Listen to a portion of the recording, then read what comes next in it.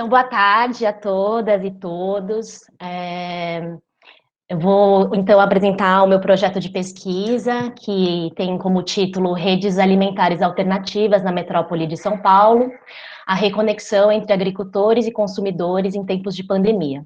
O que a gente observa hoje, muitos estudos e pesquisas indicam que quando esse desenvolvimento do mercado de alimentos orgânicos ele se orienta exclusivamente para benefícios econômicos, provavelmente esse mercado ele vai estar se desenvolvendo utilizando circuitos longos de comercialização e acaba beneficiando principalmente as grandes redes de supermercado, as grandes redes varejistas.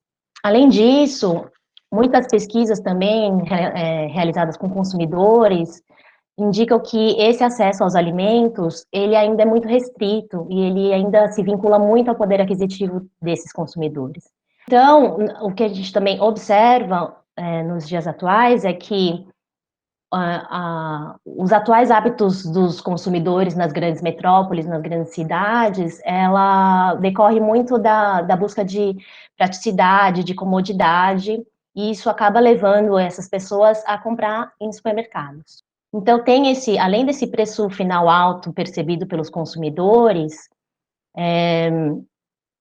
da parte da oferta dos agricultores, eles também sentem que tem pouca autonomia. Então, os supermercados são considerados o pior canal de comercialização desses agricultores. Existe esse baixo grau de autonomia, que é traduzido no campo por um sistema de produção simplificado e especializado em apenas poucas variedades de alimentos, que acaba gerando uma dependência de insumos, dependência desse canal de comercialização, que acaba sendo muito semelhante às formas convencionais de agricultura industrial, como hoje ela acontece, né? Em contrapartida, as redes alimentares alternativas, quando elas são associadas à prática da agricultura ecológica e também aos circuitos curtos, elas são preferidas pelos agricultores familiares. Na definição do Henting et al., ele diz que as redes alimentares alternativas elas são uma oportunidade dos consumidores se conectarem com os produtores. Eles possibilitam a compra de alimentos mais frescos, seguros e saborosos, e cuja origem é conhecida e confiável. O Wang, ele traz um artigo, um estudo sobre a relação entre a origem, né, das redes alimentares com questões de insegurança e crise de abastecimento alimentar. Como as redes alimentares alternativas, elas estão bastante associadas aos circuitos curtos de alimentos, eu trago também algumas definições. Nessa definição, né, de circuitos curtos de distribuição, o Darrow fala que mobiliza até no máximo um intermediário entre o produtor e o consumidor por meio da venda direta ou indireta. O número de intermediários ele não pode ser o único requisito a ser analisado, porque é importante compreender que as relações de poder existentes nessa rede, elas devem estar sempre a favor dos agricultores e dos consumidores, nunca a favor dos intermediários. Então, isso é um ponto que tem que ser frisado. Outras terminologias a gente encontra também para circuitos curtos de alimentos, como os mercados de proximidade. Então, que além da proximidade geográfica, né, essa distância curta percorrida do alimento entre a produção e o consumo, existe uma proximidade relacional.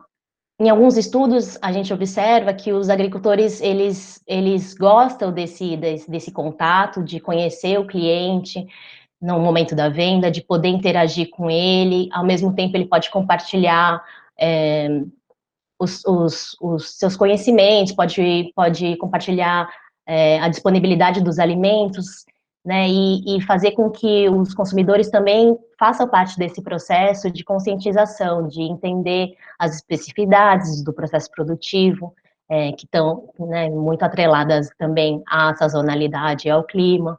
Então, isso acaba sendo um incentivo para os agricultores a se aperfeiçoarem e também para os consumidores entenderem melhor como, né, todos os aspectos que estão envolvidos nesse processo produtivo. Eu chego numa síntese das definições de das redes alimentares alternativas quando estão aliadas às práticas agroecológicas e aos circuitos curtos. Então, esses 4 pontos são importantes de caracterizar.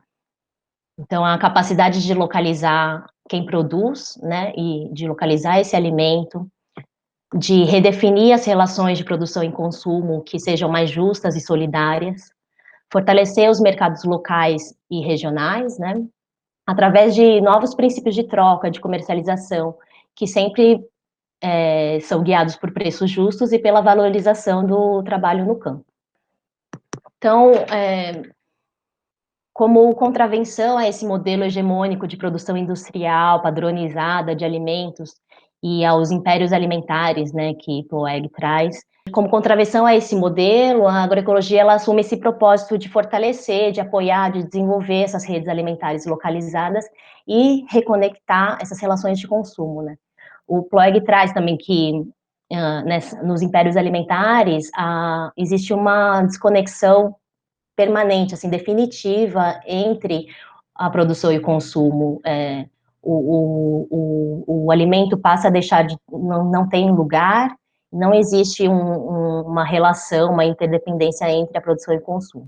E com relação aos consumidores, eu também gosto de colocar que eles também né, eles têm um papel fundamental como atores sociais e agentes transformadores de um mundo mais sustentável, né, no rural e urbano. Bom, trazendo então um pouquinho o contexto da pandemia do novo coronavírus, da Covid-19, e os possíveis impactos, né, nas redes alimentares alternativas. A partir desse momento que foi declarada a pandemia, as autoridades de saúde recomendaram o fechamento total do comércio e das escolas e recomendaram o isolamento social. A população que já vivia, né, num extremo, a população que já vivia em situação de vulnerabilidade econômica, ela passa a não ter mais acesso a uma fonte de renda diária, porque muitos eram empregos informais, e também passam a não acessar também renda e comida, né.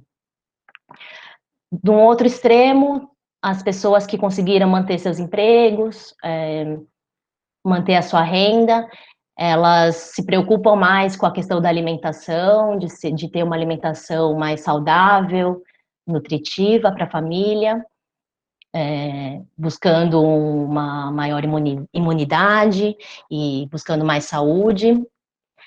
Aqui em São Paulo, a gente também observou campanhas que incentivavam a compra de pequenos comércios, pequenos produtores, de produção local, regional.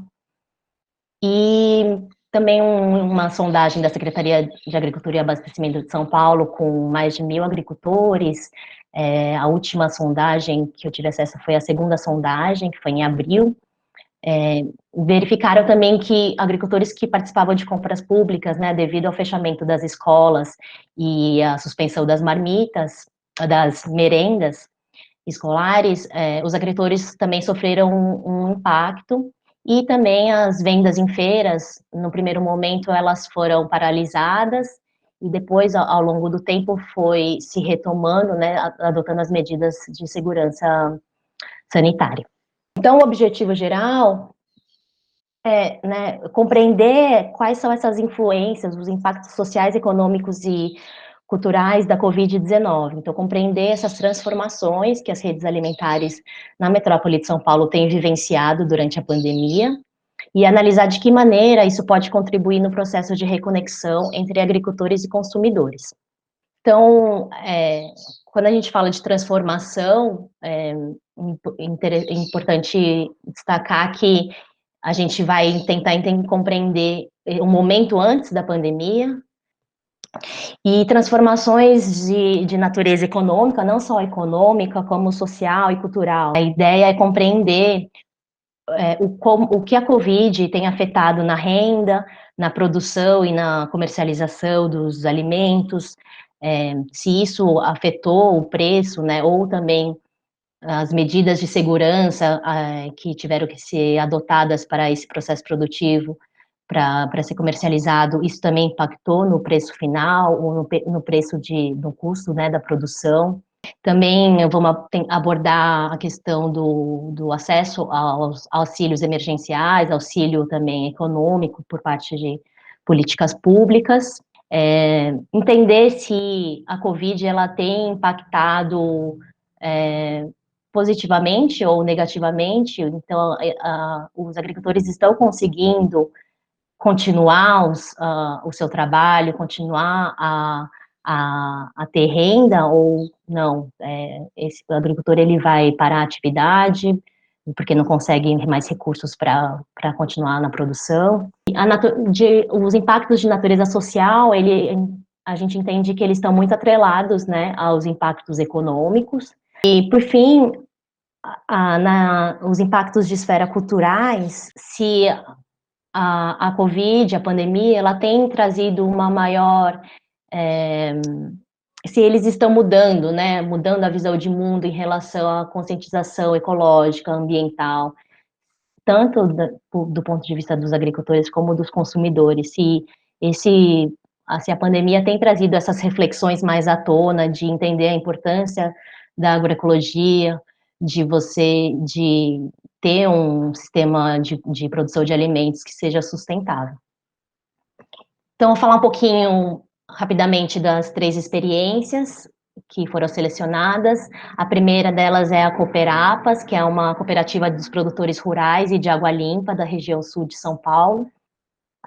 A Cooperapas ela foi fundada em 2011, então está localizada nesses remanescentes de Mata Atlântica, uma das últimas áreas grandes verdes de São Paulo, da cidade, que tem muita importância com relação à proteção de nascentes também, que desembocam aqui na bacia hidrográfica de Billings e Guarapiranga. Conta atualmente com cerca de 35 agricultores, e eles realizavam, né, antes da pandemia, eles realizavam feiras livres, venda direta também para restaurantes e consumidores. Então, aqui eu coloquei só uns exemplos da própria Cooperapas. A segunda experiência que foi selecionada foi a Comer Ativamente, que é uma cooperativa de consumo responsável. Foi fundada em 2007 pelo projeto de mãe da Incubadora Tecnológica de Cooperativas Populares da USP. Eles têm sede fixa na USP, no campus da cidade universitária, que fica na região oeste da cidade. Então, eles se organizam por princípios de autogestão, trazem, né, nesse consumo responsável os princípios da agroecologia, de fortalecimento da agricultura familiar e da economia solidária. E então eles organizam compras de cestas de alimentos, laticínios e grãos. E por fim, a terceira experiência selecionada é o Armazém do Campo, que é a primeira loja física do Movimento dos Trabalhadores Rurais Sem Terra no país. Fica na região central de São Paulo. Ela foi inaugurada em 2016, esse ano completou 4 anos, e hoje já existem mais 7 unidades em outros estados. E é uma loja que vende, né, de forma direta, alimentos agroecológicos, que vende assentamentos da reforma agrária. Além de ser uma loja física de produtos, né, orgânicos, ele, antes da pandemia, também era um ponto de encontro político e de formação cultural, então existiam vários eventos como debates, lançamentos de livros, shows, nesse mesmo espaço. Com a pandemia, os serviços de entregas, eles passaram a entregar em casa.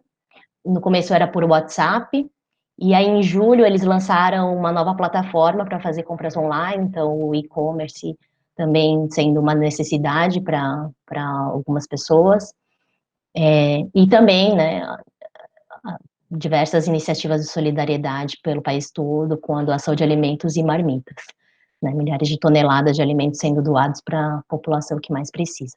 Os resultados esperados compreender o estágio atual do conhecimento científico sobre as redes alimentares alternativas no âmbito da agroecologia, discutir impactos e possíveis soluções para a crise que foi desencadeada pelo coronavírus na produção familiar agroecológica e no cotidiano desses atores sociais.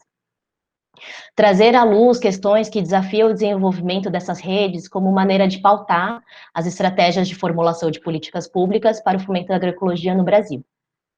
E aí, se ainda tiver um fôlego, ao final, a gente tem um projeto aí de transformar todos esses conhecimentos, né, todas as informações e compartilhar através de uma cartilha, trazendo os principais resultados da pesquisa, como retorno também às pessoas e às instituições que participaram.